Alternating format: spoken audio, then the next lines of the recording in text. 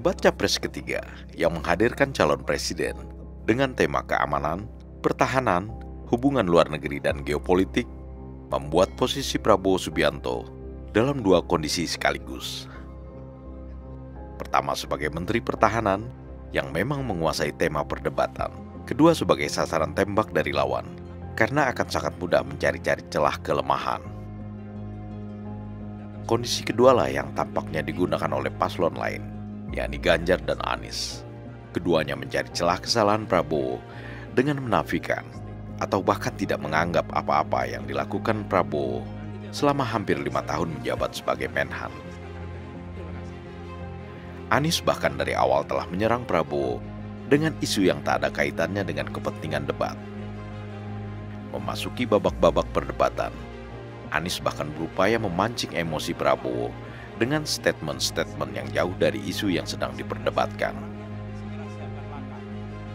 Upaya Anies memancing emosi Prabowo dengan serangan ke pribadi Prabowo nyatanya tidak berhasil. Meski terlihat sedikit terpancing, Prabowo tetap bisa menguasai basis argumen dari gagasannya tentang pertahanan dan keamanan.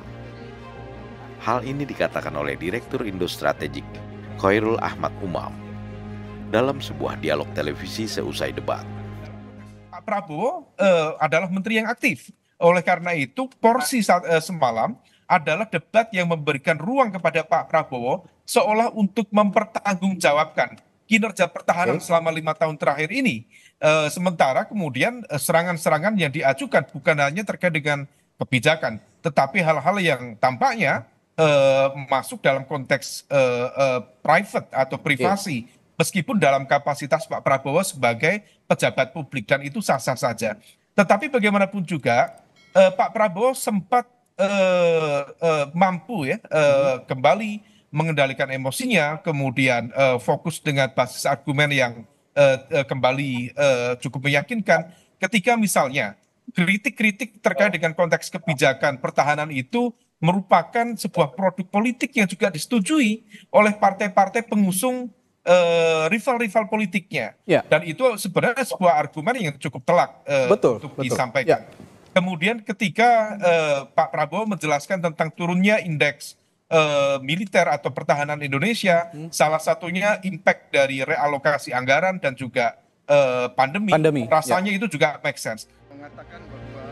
Kemampuan Prabowo untuk menjaga emosi, meski diserang Anies hampir dalam setiap kesempatan paslon nomor 1 itu bicara, menunjukkan kematangan seorang politisi. Prabowo bahkan tetap bertahan, meski didesak untuk membuka rahasia pertahanan. Sebagaimana dikatakan Prabowo saat konferensi pers setelah debat, keamanan bangsa di atas segalanya. Ini adalah teknik-teknik politik ingin mencari angka, itu saya sampaikan. Yang pertama, kalau kita tujuannya mengabdi, kita harus memberi data yang benar. Jangan menyesatkan rakyat, dan jangan provokasi dan jangan menghasut. Kedua, kita harus negarawan. Keselamatan bangsa di atas semua. Kita butuh kerukunan keselamatan. Jangan karena ambisi ingin jadi presiden, ingin jadi wakil presiden, seenaknya bicara, ya. Ini saya kira tidak pantas. Saya terus terang aja saya agak kecewa. Tapi sudahlah, tidak apa-apa. Saya percaya dengan rakyat, kami di depan rakyat yang punya akal, rakyat punya hati, rakyat yang akan menilai. Prabowo Gibran, Man of Our Time.